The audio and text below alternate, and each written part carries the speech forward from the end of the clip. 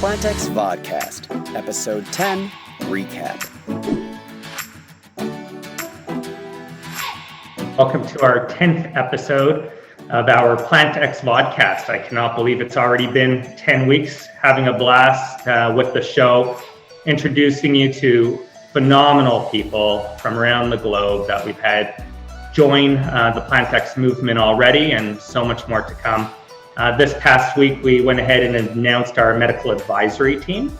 It's such a pleasure to have gotten to know all these individuals, and today we actually have two of them who will be joining us from San Francisco. Well, in the morning, I usually make a pot of French press, and we usually have unsweetened soy milk in it, frothed up, sometimes with some chocolate and cinnamon in it. So that's our drink, my drink in the morning. Sounds like something wonderful to wake up to, that's for sure. And Eva? Well, it gets handed to me, the soy latte, non-sugared soy latte, and I like it with cocoa. As a cardiac surgeon, I sort of deal with you never want to really see me, no one wants to see me because it means you're having heart surgery. And it became clear over the years that diabetes, smoking, genetic risk factors are extraordinarily important in the development of cardiovascular disease.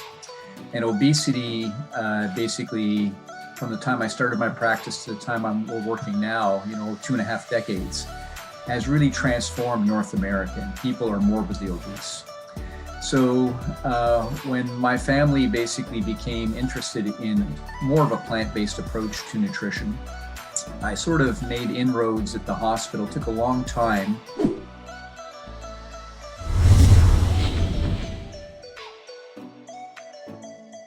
We became aware of, plant-based way of living was certainly not going to hurt you, was probably really going to help you. I had a dietitian at the hospital that sort of embraced it and worked with the facilities kitchen and the dietetics component to actually get the Burdon diet on the hospital menu, which is, at that time, I thought we weren't going to sort of hit a home run for veganism, but we were basically going to make it a more intelligent diet. We had diabetics at the hospital getting fruit juice boxes. So we basically got rid of all that stuff and just removed the bulk of the sugar and replaced a lot of the other things with salads and lean meats to begin with. And next thing I knew, I had nurses in the ICU and other areas of the hospital approaching me saying, well, Dr. Burdon, we're using your wife's diet and your diet, and we've lost like 30 pounds. And it seemed like it was a success for some people.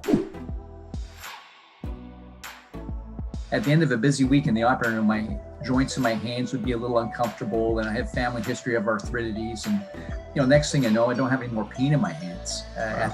So it's a anti-inflammatory way of life, perhaps, and really does help us. So that's how I sort of got engaged and interested in it, and it's just taken on yet a more, a bigger format in our lives and the way we deal with it on a day-to-day and week-by-week basis.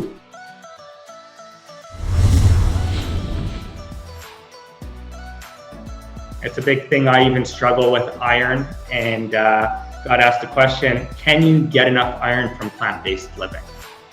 Well, that's so interesting because I saw two kids this week, a 9-year-old and a 12-year-old, who were mostly plant-based, and their dad was worried about iron. So I said, well, why don't we check it?